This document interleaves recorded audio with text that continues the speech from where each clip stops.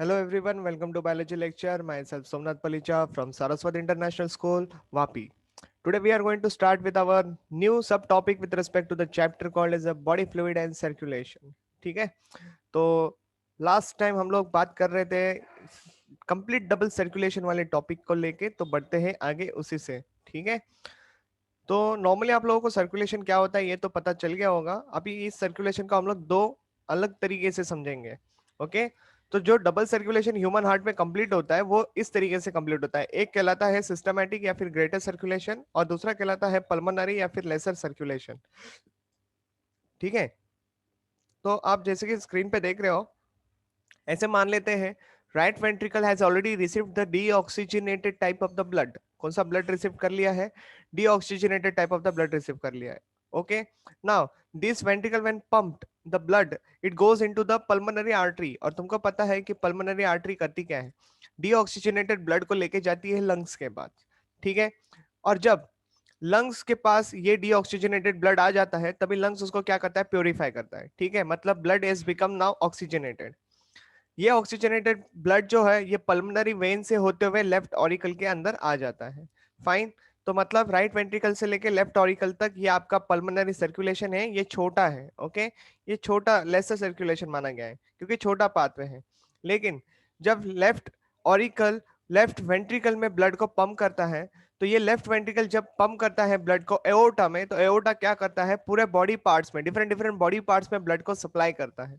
ठीक है, अब जब बॉडी पार्ट्स जो होते हैं उन्होंने अपने अपने रिक्वायरमेंट के हिसाब से अभी ऑक्सीजन ले लिया है, फिर क्या करेंगे वो लोग? कार्बन डाइऑक्साइड जो है वो ब्लड में डिफ्यूज कर देंगे। Now blood has again become the deoxygenated. Okay, now this deoxygenated blood has to enter into the right auricle.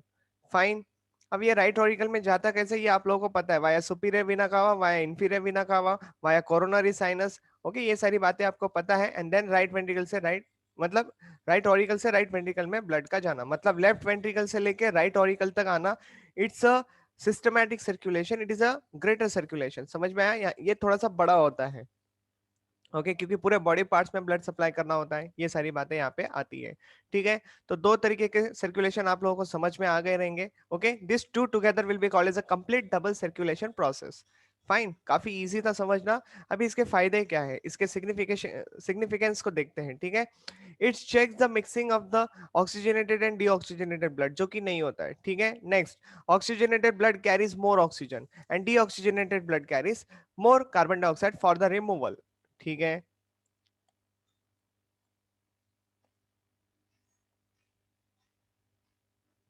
अभी आपने जितनी भी बातें सीखी वो पूरा इस डायग्राम में देख के रखा है। ओके, ये आप लोगों को पता ही होगा। देखो, फाइन, इजी है। राइट ऑरिकल से राइट वेंट्रिकल में, वेंट्रिकल से होते हुए ब्लड सीधा पहुंच गया लंग्स में, लंग्स में एक्सचेंज हुआ पल्मोनरी वेन के थ्रू लेफ्ट ऑरिकल में, लेफ्ट ऑरिकल ने लेफ्ट वेंट्रिकल में डाल के, लेफ्ट वेंट्रिकल ने उसको एओर्टा से होते हुए पूरे बॉडी पार्ट्स में सर्कुलेट कर दिया। और फिर बॉडी पार्ट्स ने क्या कर दिया? कार्बन डाइऑक्साइड को रिलीज कर दिया और ये चले गया फिर से राइट ऑरिकल में। So this is what we had already covered the things. Okay, very nicely, let's move ahead with respect to the circulation through the special regions. Okay, तो ये थोड़ा सा यूनिक हमारा लेक्चर रहेगा अभी, और यहीं से आपके बहुत सारे क्वेश्चंस बनने के चांसेस होते हैं, तो ध्यान देना अच्छी तरीके से। Circulation through the special region, जैसे कि सबसे पहला आता है कोरोनरी सर्कुलेशन। नाम से ही आपको ये पता होना चाहिए कि हार्ट अपने पास भी ब्लड को सर्कुलेट करवाएगा अपने, क्योंकि heart is also pumping organ ना, ऑर्गन को भी फंक्शन करने के लिए खुद को ब्लड की जरूरत होती है। ओके, सो देखो यहाँ पे, the flow of oxygenated blood from the ascending aorta to the heart muscles and return of deoxygenated blood from the heart muscles to the right atrium via coronary circulation. Okay, via coronary circulation या फिर cardiac circulation. मतलब क्या है? Heart ने जब blood pump किया तो aorta से होते हुए सारे हार्ट मसल्स ने अपना अपना ब्लड जितना भी रिक्वायर्ड था वो ले लिया। Fine, now the right and the left coronary arteries होते हैं, राइट और लेफ्ट कोरोनरी आर्टरीज होते हैं। मैंने आपको डायग्राम में भी दिखाया था, डोंट वरी, अभी भी दिखाऊंगा। थोड़ा लेक्चर को डिटेल एनालिसिस कर लेते हैं फिर दिखाता हूँ। ठीक है, the right and the left coronary arteries arise from the ascending aorta which supply the oxygenated blood to the heart muscles, जिसको हम लोग कहते हैं मायोकार्डियम। ठीक है, next, the coronary veins bridge which brings the deoxygenated blood to the coronary sinus. और ये coronary sinus open कहाँ होती है, तो तुमको पता है राइट एट्रियम में ओपन होती है। Fine, so finally the deoxygenated type of the blood has received into the right auricle. Fine. Now we are going to start with our second circulation over here, that is called as the hepatic portal circulation. Okay, hepatic word आ गया, मतलब यहाँ पे liver का कोई ना कोई connection रहेगा। ओके, तो अभी इसको समझते हैं। Blood enter the liver by two sources, मतलब लीवर के अंदर ब्लड जा रहा जरूर है लेकिन दो जरिए के through. Okay, there are two sources. पहले वाले के बारे में बात करते हैं, द हार्ट। देखो, the hepatic artery supply oxygenated blood from the abdominal aorta. Okay, hepatic artery क्या करती है, ऑक्सीजनेटेड ब्लड सप्लाई करते हैं लेकिन फ्रॉम द एब्डोमिनल एओर्टा, मतलब नीचे वाले पार्ट से। ठीक है, next, the hepatic portal vein which carry deoxygenated blood from the digestive organs. मतलब क्या है, डाइजेस्टिव ऑर्गन से जो भी एब्जॉर्प्शन वगैरह प्रोसेस होता है ना, वो ब्लड में ही डाला जाता है। तो वहां से एक आर्टरी, एक पोर्टल वेन है जो कि आपके लीवर के साथ जुड़ी हुई है। ओके, तो उसको कहा गया है hepatic portal vein which carry, when बोला है ना, डीऑक्सीजनेटेड ब्लड को कैरी कर रही है towards the heart now. Okay, rise हो रही है डाइजेस्टिव ऑर्गन से। Now see, the flow of deoxygenated blood from the digestive organs to the liver before returning to the heart is called as the hepatic portal system। मतलब जो digestive organ से, वहां से जो वेन ओरिजिनेट हो रही है, जो लीवर के पास जा रही है, मतलब लीवर के पास ब्लड लेके जा रही है। ठीक है, तो मतलब डीऑक्सीजेंट ब्लड है ना, हार्ट में जाने से पहले लीवर के थ्रू होते हुए जा रहा है। ये आपको यहाँ पे समझना है। The vein which does not carry the blood directly to the heart but forms a network of capillaries in another or intermediate organs before reaching the heart is called as a portal vein। मतलब ये अभी देखो, when जो originate होती है digestive organ से और वो लीवर पे जा रही है, लेकिन ये कैसे होते हुए जाएगी, कैपिलरीज फॉर्म करते हुए जाएगी। ठीक है, I will show you the very basic diagram, you will understand through that. Okay, a portal vein together which forms which with small veins through which it receives the blood is called as a portal system। the portal system is named after the organ to which it carries the blood। मतलब कहाँ पे जा रहा है, किस organ से होते हुए जा रहा है, ये सारी बातें यहाँ पे मैटर करती हैं, उसके हिसाब से उसको नाम मिला है। तो ऐसे करके तीन पोर्टल सिस्टम आते हैं। हिपैटिक पोर्टल सिस्टम जहाँ पे लीवर का सिनारियो आता है, रेनल पोर्टल सिस्टम जहाँ पे किडनी का फंक्शन आता है, और हाइपोफाइसल पोर्टल सिस्टम एक आपको यहाँ पे पढ़ना है। लेकिन रेनल वाला जो पोर्टल सिस्टम है, ये ह्यूमंस के अंदर काम नहीं करते, it is absent in case of the humans. Okay, लेकिन हिपैटिक पोर्टल सिस्टम जो है, it is a characteristic features of all the vertebrates. ये आपको दोनों नोट कंपलसरी ध्यान रखनी है, ये दोनों के दोनों explanation. Okay, with respect to the hepatic portal system, with respect to the renal portal system। Importance of the hepatic portal system, अभी क्या करेंगे, अभी एक एक सिनारियो को डिटेल एनालिसिस करेंगे। ठीक है, blood which come from the elementary canal यानी डाइजेस्टिव ऑर्गन्स, ठीक है, contains absorb food like the glucose and amino acid. इसमें कोई डाउट है क्या? नहीं, तुम लोगों ने डाइजेशन पढ़ा है, तुम लोग को पता है स्मॉल इंटेस्टाइन में एब्जॉर्प्शन होता है। ओके, लाइक कार्बोहाइड्रेट का यूनिट्स क्या है, ग्लूकोज, प्रोटीन्स का यूनिट क्या है, amino acid. So these are the things which get absorbed into the small intestine. मतलब स्मॉल इंटेस्टाइन में एक बार एब्जॉर्प्शन हुआ तो वो किधर जाता है, वो फाइनली ब्लड में जाता है। ठीक है, now note, the excess glucose is converted into glycogen which is stored in the liver to form later use। okay, मतलब जितना भी excess amount में ग्लूकोज है उसको ग्लाइकोजन में कन्वर्ट करना पड़ेगा और उसको स्टोर करके रखेंगे लीवर के अंदर, सो दैट इन फ्यूचर अगर जरूरत पड़ी तो वहां से ही यूज कर लेंगे। ठीक है, now if there is a deficiency of glucose or food, the glycogen will be converted into glucose and it is transferred to the blood via hepatic vein। मतलब क्या है, देखो, अगर बॉडी में काफी अमाउंट में शुगर है तो उसको ग्लाइकोजन में कन्वर्ट करके लीवर में स्टोर करेंगे। अगर बॉडी में ग्लूकोज की लेवल ही कम है तो ग्लाइकोजन जो स्टोर किया था, अब उसका तोड़ने का समय आ गया है, मतलब उसको फिर से कन्वर्ट करेंगे ग्लूकोज में और उसको ट्रांसफर कर देंगे ब्लड में वाया हिपैटिक वेन। इतना इजी है समझने के लिए। ठीक है, नाउ हार्मफुल नाइट्रोजनस वेस्ट जो होते हैं, हार्मफुल नाइट्रोजनस वेस्ट जैसे कि क्या, ammonia, is converted into urea which is later removed by the kidney. ये भी काम लीवर में हो रहा है। Next, liver produces blood proteins which are put into the circulations. तो ब्लड के जो भी प्रोटीन्स रिक्वायर्ड होते हैं, ये सारे बातें लीवर में प्रोड्यूस होती है और उसको फिर से ब्लड सर्कुलेशन में डाला जाता है। कितनी अच्छी बात है, राइट? तो ये एक सिंपल सा डायग्राम है हिपैटिक पोर्टल वेन को लेके, आप इसको समझो। ठीक है, ये रहा हार्ट। हार्ट से आर्टरी ओरिजिनेट हो रही है जो कि ऑक्सीजनेटेड ब्लड सप्लाई कर रही है टू द इंटेस्टाइन, ठीक है। अब इंटेस्टाइन में सारी चीजें यूटिलाइज हो चुकी है। इंटेस्टाइन में यहाँ पे देखो ये आर्टरी जो है यहाँ पे कैपिलरी फॉर्म कर रही है, मतलब ये आपने जो भी आर्टरी थी ऑर्गन के पास आ चुकी है। ऑर्गन यहाँ पे क्या है, एलिमेंट्री कैनल, ठीक है। एलिमेंट्री कैनल में आप लोग देख पाते हो कि वहां पे एब्जॉर्प्शन प्रोसेस होती है, तो see absorb food are send to the capillaries, इसमें कोई भी डाउट नहीं है, डाइजेशन वगैरह सारी बातें हो चुकी है, ठीक है। Now this capillary will again form a vein and reaches to the liver, okay. Capillaries will form a vein reaches to the liver, इसको हम लोग कहते हैं हेपेटिक पोर्टल वेन। अब ये जो एक बार लिवर के पास आ गए ना, again it will form a capillary, क्योंकि ये लिवर एक ऑर्गन है, ठीक है। ऑर्गन के पास आ गई ना, मतलब ये अगेन जो वेन थी उसने अगेन उसने कैपिलरी बनाई, and this capillary again get converted into a vein which is going to cover means which is going to connect the heart, okay. I'm repeating again, when heart pumps the blood goes through the artery, it reaches to the intestine in the form of capillaries, that capillary will form a vein and reaches to the liver, okay.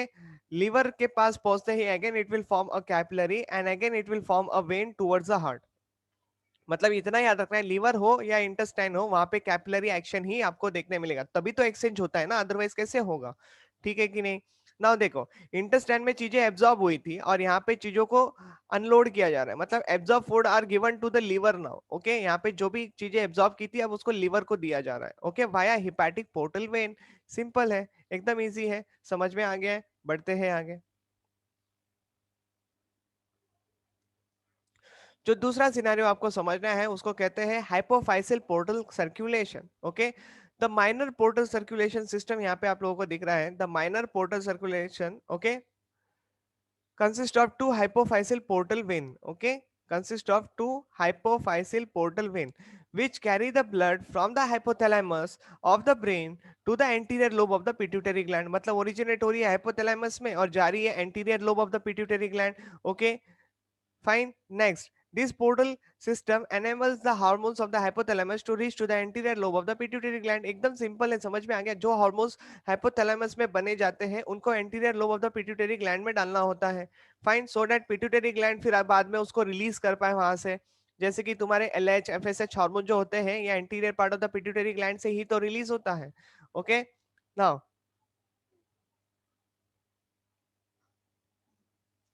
C hypophyseal portal system, ये रहा तुम्हारा heart, फिर ये रहा hypothalamus, hypothalamus से anterior part of the pituitary gland, तो ये दोनों के बीच में जो भी एरिया रहेगा उसको बोलोगे फिर हाइपोफाइसिल portal system.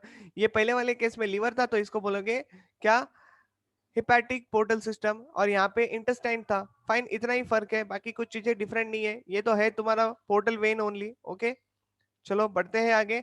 Renal portal system भी कुछ इसी तरीके से जो आपको यहाँ पे समझना है, okay. Get ready to understand more details.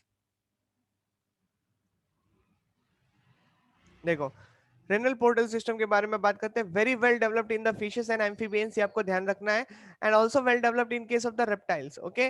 Vestigial with respect to the birds and mammals it is absent, okay, and in mammals it is absent. तो ये रहा बॉडी पार्ट, ये रहा किडनी, बीच में आ गया रेनल पोर्टल वेन, बस बात खत्म। बॉडी पार्ट ने नाइट्रोजनस वेस्ट क्या कर दिया, किडनी को दे दिया, लेकिन via renal portal vein. Understood very much clearly. चलो बढ़ते हैं आगे। अभी कार्डियक एक्टिविटी जो भी आप लोगों ने सीखी कि हार्ट पंप हो रहा है, लब डब साउंड ओरिजिनेट हो रहा है, ये सारी बातें सीखी। आप लोगों को ये भी पता है कि स्ट्रेस कंडीशन में हार्ट बीट बढ़ती है, फिर उसको नॉर्मल भी कर दिया जाता है कि नहीं। मैंने parasympathetic and sympathetic nervous system को लेके बात की थी in our very previous lecture, okay. तो यही सारी बातों को अभी यहाँ पे आप अलग तरीके से समझोगे, मतलब हमारे कार्डियक एक्टिविटी के बारे में आप डिटेल एनालिसिस करोगे with respect to the nervous regulation and the chemical regulation, okay.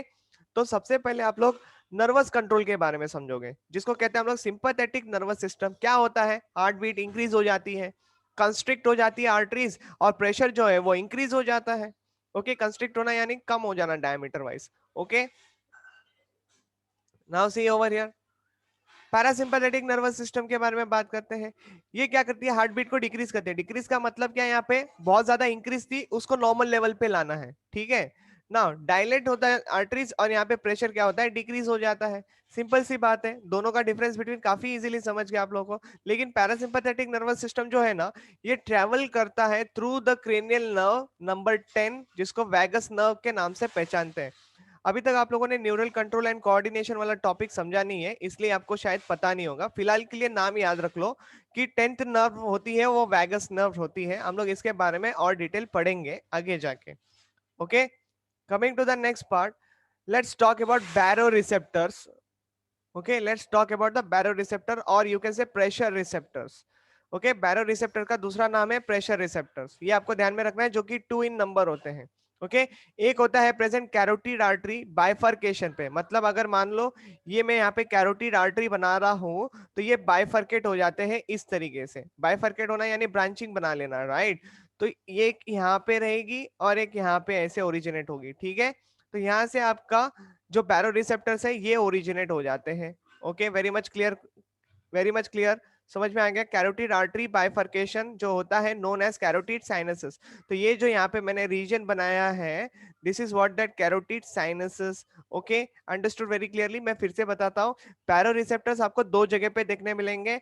एक कैरोटिड आर्टरी जो होती है वो बाइफर्केट हो जाती है, और बाइफर्केट जहां पे होती है वहां पे कैरोटिड साइनसेस फॉर्म्ड होते हैं। ओके, और दूसरी बात, wall of the aortic arch. Okay, तो ये मैं आपको डायग्राम के थ्रू दिखाऊंगा कि एरोटिक आर्च के यहाँ पे कैसे होते हैं, ठीक है। सो नोट करने वाली बात क्या है, baroreceptor response to the rapid changes which occurs in the atrial, okay, pressure. Okay, rapid changes occurs in the atrial pressure. चलो अभी इसको समझते हैं। पहले आपको डायग्राम दिखा देता हूँ, सो दैट आप लोगों को एक पिक्चराइज हो जाए, दिमाग में आ जाए सारी बातें कि मैं एक्चुअल में बात क्या कर रहा हूँ। तो ये रहा हार्ट आपके स्क्रीन पे, ये रहा वो एओर्टिक आर्च एरिया जो कि मैं अभी थोड़ी देर पहले बता रहा था। तो walls of the aortic arch पे बैरो रिसेप्टर्स आपको देखने मिल रहे हैं। देखो एओर्टिक बैरो रिसेप्टर्स वहां पे लिखा हुआ है। ओके, और ये जो दो लंबे लंबे आप लोग आर्टरीज देख रहे हो ना, this is what your carotid artery, जो कि बाइफर्केट हो गई है। क्या हो गई है? बाइफर्केट हो गई है। आप देख सकते हो यहाँ पे दोनों आर्टरीज जो है कैरोटिड आर्टरी बाइफर्केट हो चुकी है। और ये बाइफर्केट होने के पास से ही आप लोग देख रहे हो ये छोटी सी नर्व जो है वो ओरिजिनेट हो रही है ना, उस छोटी सी नर्व को कहते हैं हेरिंग नर्व। ओके, क्या कहते हैं? Herring nerve. And that is only what the carotid sinus के साथ जुड़ी हुई है। ओके, बाइफर्केशन पे कैरोटिड साइनसेस है जिसमें से हेरिंग नर्व ओरिजिनेट हो रही है। हेरिंग नर्व छोटी सी होती है, एंड नेक्स्ट वो हेरिंग नर्व क्या करती है, आगे जाके एक और छोटे नर्व के साथ फ्यूज हो जाती है, जिसको कहते हैं ग्लॉसोफेरेंजियल नर्व। क्या कहते हैं? Glossopharyngeal nerve. और ये जाके ग्लॉसोफेरेंजियल नर्व जाके आपके मेडुला ऑब्लंगाटा को ट्रिगर करती है, क्योंकि मेडुला ऑब्लंगाटा में आपका कार्डियक सेंटर प्रेजेंट होता है। मेरी बात को समझ लो ठीक तरीके से। क्या बोला मैंने? चलो फिर से बताता हूं। एरोटिक आर्च के ऊपर बैरो रिसेप्टर्स आपको देखने मिलेंगे। दूसरे आपको कैरोटिड आर्टरी जहां पे बाइफर्केट होती है वहां पे कैरोटिड साइनसेस देखने मिलेंगे।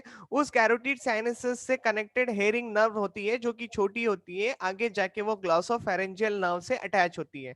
और glossopharyngeal nerve only is the nerve which going to connect your medulla oblongata, इसलिए क्योंकि वहां पे कार्डियक सेंटर प्रेजेंट होता है। Clear? Understood very much clearly. और आप अगर ठीक से देखोगे एरोटिक आर्च से ही आप लोगों का वैगस नर्व जो कि नर्व नंबर 10 जो है वो ओरिजिनेट हो रही है। ओके, वैगस नर्व जो है वो ओरिजिनेट हो रही है, ये भी आपको यहाँ पे देखने मिलता है। सिमिलरली यहाँ पे भी वही है, this is glossopharyngeal nerve, this is herring nerve. Okay, ये सारी लेबलिंग वही रह जाती है, इसमें कोई भी चेंजेस नहीं है। And this is a vagus nerve. Okay, fine, understood very much clearly. तो अभी इसको समझने की कोशिश करते हैं। बस इतना जरूर ध्यान रखना कि कार्डियक सेंटर आपके मेडुला ऑब्लोंगाटा में लोकेटेड है। नेक्स्ट, चलो अभी इसको समझते हैं। मान लो there is a rise in the atrial blood pressure, so what will happen, there is a stretching of the baroreceptors takes place। अगर baroreceptor में खिंचाव आ जाएगा तो इसके वजह से क्या हो जाएगा, सिग्नल प्रोड्यूस हो जाएगा। Okay, results in the transmit signals in the CNS, तो हार्ट से सिग्नल जनरेट होके सीधा सेंट्रल नर्वस सिस्टम में जाएगा। ठीक है, the signals are transmitted from each carotid sinuses, किसके थ्रू जा रहा है, कैरोटिड साइनसेस के थ्रू जा रहा है। और तुमको पता है कैरोटिड साइनसेस के साथ कौन कौन जुड़ा हुआ है, हेरिंग नर्व जुड़ा हुआ है। हेरिंग नर्व बाद में इसको किसके पास ट्रांसफर करेगा, तो ग्लॉसोफेरेंजियल नर्व के पास ट्रांसफर करेगा। Okay, which get received by the nucleus tractus solitarius. Okay, nucleus tractus solitarius क्या है सर ये, इसी को कार्डियक सेंटर कहते हैं। मैं अभी सीसी लिख रहा हूं, that means you have to understand, इसी को कार्डियक सेंटर कहते हैं, जो कि आपके मेडुला ऑब्लंगाटा में प्रेजेंट है। बात समझ में आई आप लोगों को? बहुत सिंपल है, अंडरस्टैंडिंग एकदम क्लियर है। ओके, क्या बोला मैंने, हेरिंग नर्व से इंपल्स जनरेट, मतलब हेरिंग नर्व से इंपल्स जाती है ग्लॉसोफेरेंजियल नर्व के पास, वो चली जाती है आपके पास मेडुला ऑब्लंगाटा में, जिसके पास होता है न्यूक्लियस ट्रैक्टस सॉलिटेरस, ओके, जो कि कार्डियक सेंटर के नाम से पहचाना जाता है। ये सारी बातें एडिशनल है जो आपको समझ में आ रही है। Okay, next, and the signals are also transmitted from the aortic arch. अभी दो तरीके होते हैं ना, एक तो आप लोगों ने कैरोटिड आर्टरी देखा था, दूसरा एओर्टिक आर्च को भी तो लेके बात करना है। तो कैरोटिड आर्च से जो सिग्नल जाता है ना, वो वैगस नर्व के थ्रू होते हुए जाता है। ओके, अगर it reaches to the nucleus tractus solitarius only, वही है ना आपका कार्डियक सेंटर, तो बट ऑब्वियस सी बात है मेडुला ऑब्लंगाटा में सारी इंपल्स जो है वो रिसीव हो रही है। ओके, नाउ ये तो बात हो गई। दूसरी बात करते हैं, नाउ द फीडबैक सिग्नल्स, जो कि अभी मेडुला ऑब्लंगाटा ने समझ लिया कि क्या सिनेरियो है, तो उसके अकॉर्डिंगली अभी फीडबैक भेजा जाएगा, are then send back to the autonomic nervous system. Autonomic nervous system के पास जाएगा to the circulation to reduce atrial pressure. हम लोगों ने कैसे स्टार्ट किया था, with increase in the atrial blood pressure, मतलब एट्रियल प्रेशर के वजह से स्टार्ट किया था, अब हम लोग को उसको डिक्रीज करना है, मतलब नॉर्मल लेके आना है, सिंपल सी बात है। तो इसको कहते हैं फीडबैक मैकेनिज्म।